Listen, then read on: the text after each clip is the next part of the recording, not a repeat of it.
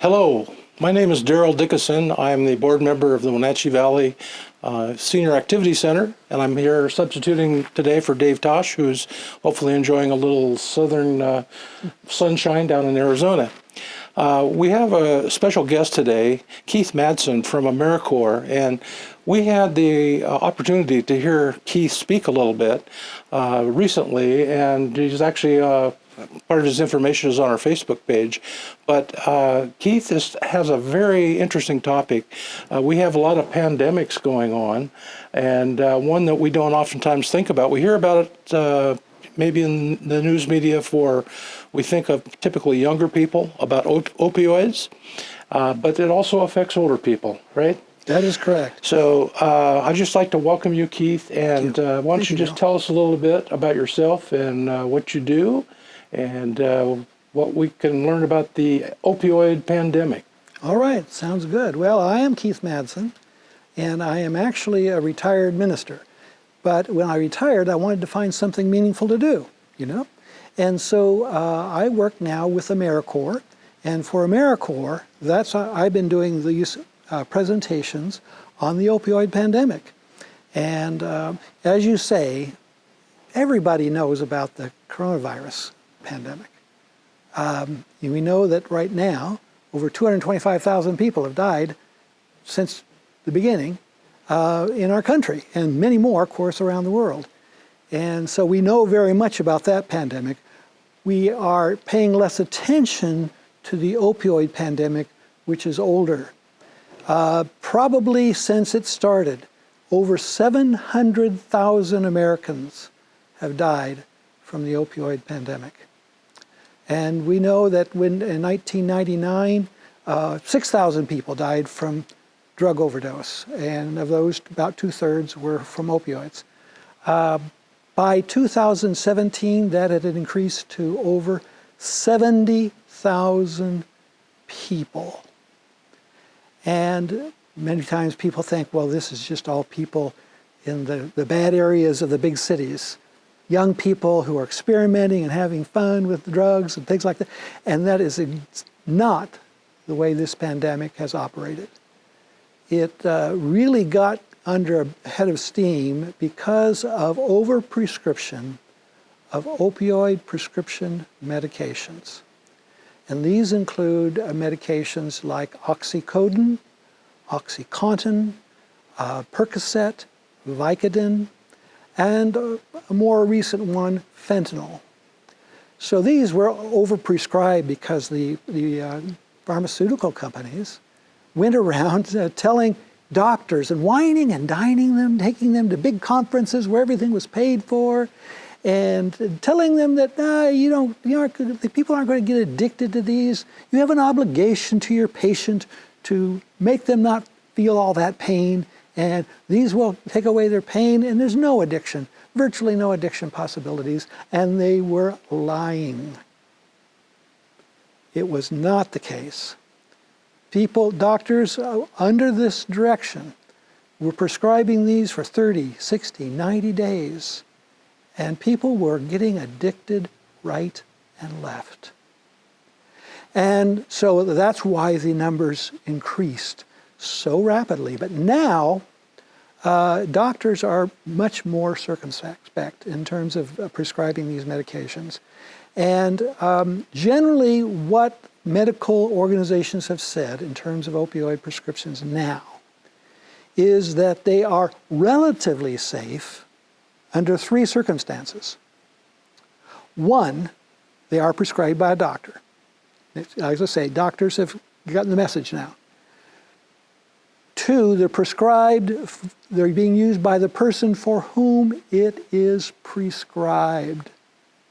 Not, you've got them in your medicine cabinet, your grandson has a headache, give him an opioid. Oh, wow, is that bad? You don't do that. Prescriptions are for a specific person with a specific condition and a specific medical history. And that's how the doctors prescribe them. They do not apply to other people who might be related or passing through the house. So that's the second thing. The third thing is for a short period of time. And that's important. Because like I said, at one point in time, they were prescribing these things for 90 days, sometimes even longer. And now doctors and medical organizations are saying that these should be used for pain up to generally 3 days after a surgery or an accident. Sometimes maybe 5, rare circumstances 7 days. That's it. And apart from that, you need to find other medical ways of dealing with it. Opioids are best used today for people who are dying, who have cancer and have tremendous pain from that. That's what those opioids are for, but not for chronic pains or other kinds of pains. So those are the circumstances in which they're used. Now, what happens with opioids? What are they supposed to do? Well, what they're supposed to do, what they generally do, is that they relieve pain for things like surgery, after surgeries or accidents, sometimes a severe back injury. But again, you want to do this for a limited period of time within that scope. So they relieve pain. They relieve pain because when you're injured, the pain signal comes up from your body through your spinal cord to the brain. And you don't feel the pain until it gets to the brain. So that kind of rhymes, doesn't it? Don't feel the pain until it gets to the brain. And so, when it gets to the brain, that's when you feel it. So what opioids do is they block the signal. It doesn't get to the brain. Okay? So that's why you don't feel the pain. The second thing that they do is that they stimulate endorphins to produce a chemical called dopamine, which is naturally in your body, in your brain. And that goes to the pleasure center of your brain, which is right in the center of your brain. And that gives you a rush of good feeling. So opioids relieve pain, and they make you feel good. What's the problem? Well, we've already touched upon the problem, all these people dying. And the reason why all these people are dying, there's several things that happen. One, let's just talk about the present, your life as it is, not dying. Let's talk about what it does to your life. See, there's a natural process for producing dopamine in your body. Generally, there are things that you really enjoy. Maybe it's being together with friends. Maybe it is, eating dark chocolate, or having a great run, or anything that really gives you pleasure. And what happens then is that the brain naturally produces dopamine from that experience to make you feel good. What happens when you have drugs involved? When the drug becomes involved, it's like the brain says, wait a minute, I don't have to do this anymore. You know that commercial that's on TV where the woman has gotten food in from outside, this great source of great food, and she says to her husband, oh, we don't have to cook anymore.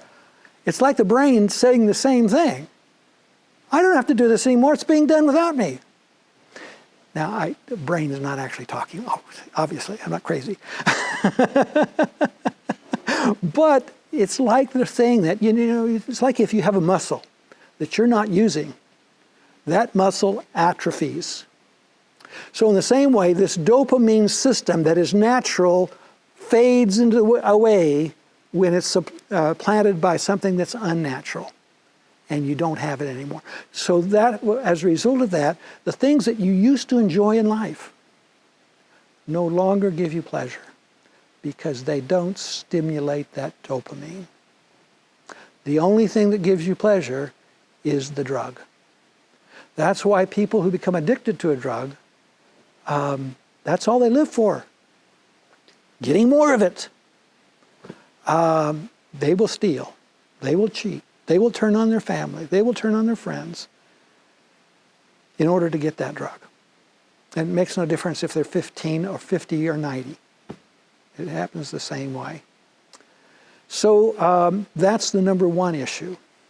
Another related issue is that it's like your brain has been hijacked. When your brain is hijacked, it's like, well, you have a computer file, or you have a Facebook page or an email, and it gets hacked. What happens? Somebody gets a hold of that, and they put out messages that are supposedly from you, maybe make legal contracts that you're supposed. It's not you. And the same thing happens with the brain. The brain becomes a source of somebody else taking control of that brain, hijacking it. The drug hijacks the brain. So that's the second thing. Keith, I would think that person is not aware of that. Is that correct? That this is happening to them? No, they are not really aware of it. Well, what they are aware of is they can't seem to control themselves anymore. They cannot seem to control their desire for that drug. They cannot seem to stop it. So is it family members and people that know the individual that are the best source of kind of identifying that something may be amiss? Yes, it is, but that becomes difficult also because you cannot make a person go for treatment, generally. So it becomes a very difficult situation. And there's many very sad stories of people who tried to get their family members to get taken care of, and it didn't happen. So, that's one of the things, that's another thing that happens. Now, another thing is on the breathing. I mentioned how the opioid will block that signal, the pain signal coming up from the body to the brain. Well, this is how breathing works. Your body gets too much carbon dioxide, does not have enough oxygen. What does it do? It says, I'm feeling a little uncomfortable here, and I need to have you breathe, and sends that message to the brain. What happens if the message is blocked? So a person who overdoses on opioids will collapse on the floor or on a bed or wherever. There's videos of them collapsing in the middle of an aisle of the supermarket with their child walking around them, little toddler. People collapsing in the car, of the driver's seat of their car with their kid in the back seat. So it'll seem like they're dead. Their skin is cold and clammy. Their lips are turning blue. They aren't conscious, or they can't communicate. It's like they're either sleeping or really soundly or dead. And yet they're breathing very, very shallowly and slowly. Their body needs oxygen, their brain doesn't know it. And that's how people die. And I mentioned how many people have died, and use this as a comparison thing. In 2018, 36,560 people died from auto accidents. In that same year, 39,773 people died from gun violence. And that's quite a bit. In the entirety of the Vietnam War, 58,220 Americans died. But in that year, 2018, 70,237 people died from opioid, or actually drug overdose, most of which was opioids. And even that was not opioids, a lot of times started with opioids and progressed to things like cocaine, heroin, or, methamphetamines, different things. So that shows what happens when you're taken over by this drug. And people have been dying ever since. Now, let's get back to the coronavirus pandemic. Every indication now is that this is making the coronavirus, or the opioid pandemic, worse. The reason why? Well, first of all, social distancing. People in recovery need other people. And it's not enough to see them on the Zoom picture. That can be good, and it can be helpful to talk on that. But somebody in recovery, even more so than other people, you need a hug. You need somebody to put their arms around you, to console you, to be with you. And that's not happening because of social distancing. The other thing is just the stress. Everybody's under a lot of stress. So a lot of people, when they're under stress, that's when they become susceptible to addictive substances. So that's why the White House program or survey on this is that the first quarter of this year, an 11% nationwide increase in deaths from overdose. And now 11% is quite a bit when you consider 70,000 was what you are at for the year. So that's what's happening with the death situation with these opioids. And seniors are becoming a very serious part of that. In the last, let's see, how many years I think it was? Oh, I think it's just in the last 3 years, 3 or 4 years, that senior addictions from opioids have like tripled. And why is this? Why are seniors so susceptible? One reason is that they have pain issues. And so they're more likely to get these opioid prescriptions. And that's where it starts. Another reason is that, you talk about what used to give you pleasure. In some seniors, for some seniors, what gave them the most pleasure was work. Succeeding at what they were doing. And now they're retired. Now their company says, well, we don't need you here anymore. That's how they feel. Or for women, where did they get their pleasure? Yes, some of them, many of them from work, but some of them also from bringing up their children, their kids, being a mom. Don't have that anymore. What about your spouse? Your spouse dies. That was a big source of your life. So you have a lot of seniors, not all seniors, but a lot of seniors that don't have that source of finding something in life that means a lot to them. And that's why it ends up that they become susceptible to these kinds of drugs. Now, one of the problems with this too is that oftentimes seniors don't go for treatment. And why is that? Well, it's because of the stigma. For many seniors, when they think of addiction, they say, that's what bad people get themselves into. That's what bad people get themselves into. That's what young bad people in urban ghettos get themselves into. Extend out the stigma. That's not what old standout people like me that's not what happened to them. So there's a denial. And there's a stigma that keeps them from accepting what's happening and getting treatment. So part of what we want to do is get rid of the stigma. The idea is that this does not start with a character defect. In 90% of the circumstances, it starts with a prescription they legally got because they were in pain. So, that's what happens. And they need to understand that there is no stigma here. And they can get help. And there are places you can get help here in this area. Ideal Options is a place that you can get treatment over here on Grant Avenue in East Wenatchee. The Center on Okanagan in Wenatchee. And many doctors here locally are working with drug treatments. Methadone is a drug that's used for treatment of opioid addiction. And that's given out by doctors alone. And Suboxone is another one, and that's given out at Ideal Options. Vivitrol is another one. These are drugs that help you to ease out of your addiction. And you combine that with counseling. You don't just take a medication. You combine it with counseling that helps you deal with the stresses and things like that. And it can be done. People are recovering. The Central Washington Recovery Coalition is very central for a lot of people going through all kinds of recovery.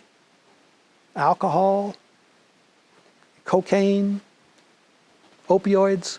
So having that kind of support system becomes important to go get help. And that's why it's so important to be able to do some of these things.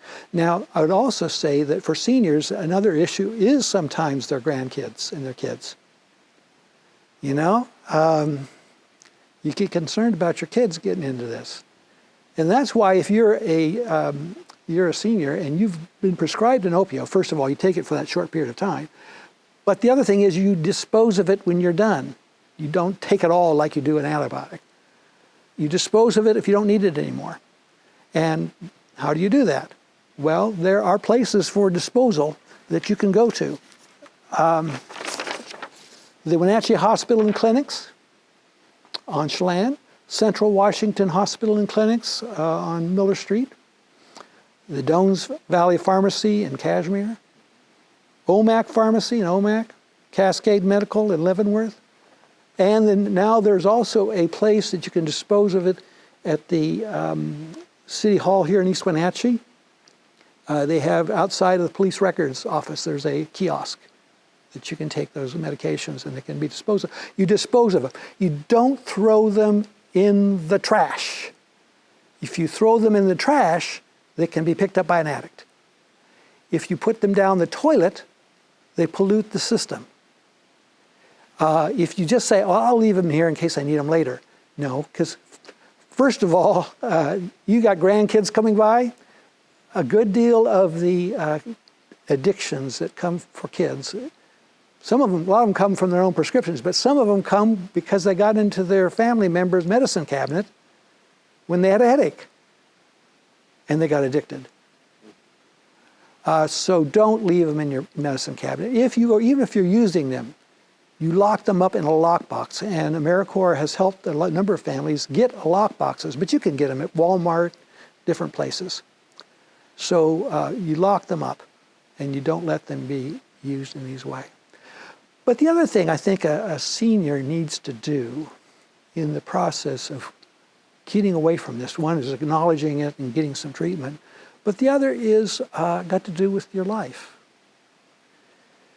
It's not easy making the changes that come sometimes in life, especially if you lose a spouse.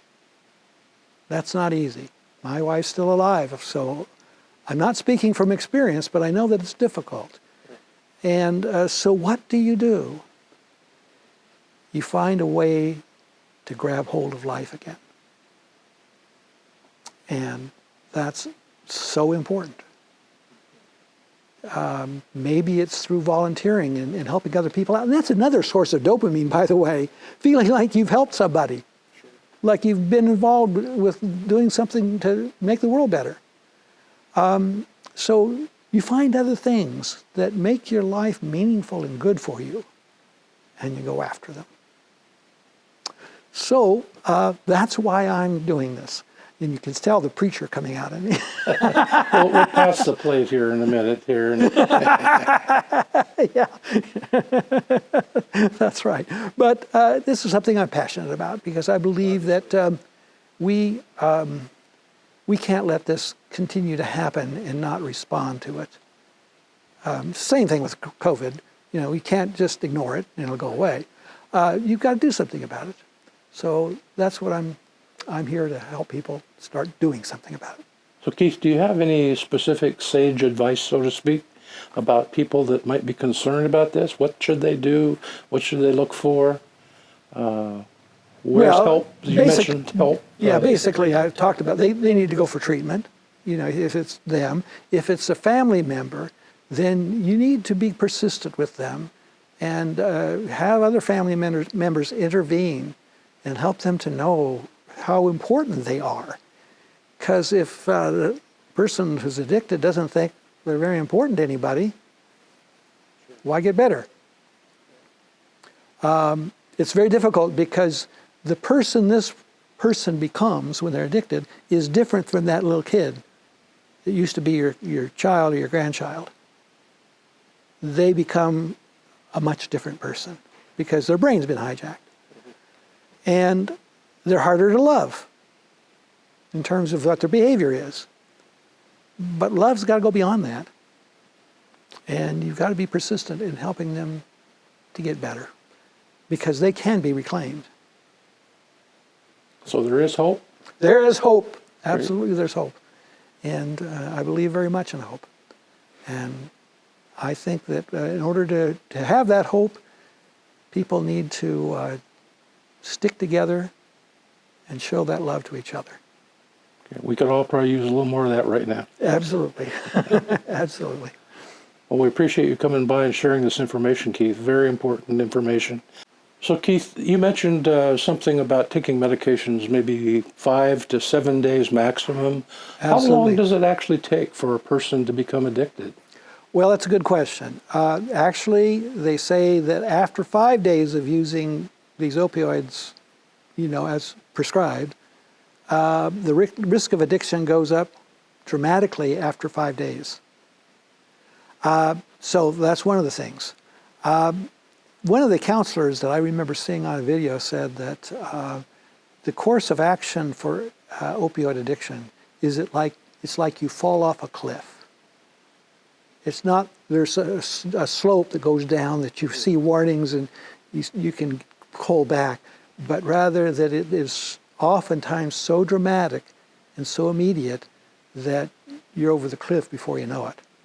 So it can happen very quickly. So, Keith, are there any kind of symptoms that a person might look out for, family members, friends, or maybe even the individual themselves, to, check whether or not they think they might have a problem or not? Yeah, that's a good question. The individual themselves, a lot of times it's very difficult for them. Sometimes they do recognize it and they start to pull back just by virtue of what's happening within them and their attitudes. But if you're a loved one of somebody, it's there are a number of signs. Unfortunately for seniors, some of those signs are also mistaken for signs of aging back and forth. For instance, they lose awareness of things. A little more scattered in their thinking, memories. They do dangerous things that they're not aware that they've done some. So some of those signs are there. But for people in general, there's several. They change dramatically. And the things that were important to them, once were important to them, no longer are. That's one thing to look for. Just changes in interests and behaviors, something as simple as that. Severe, not gradual, severe, pretty severe changes of interest. Nothing interests them anymore except for that. And the lack of any kind of moral integrity that they develop. Because, like I said, they will steal, they will lie, they will cheat to get that drug. So they're addicted, they need it. Yeah. They've got to have it. And they can get very dangerous because they've lost control of their brain.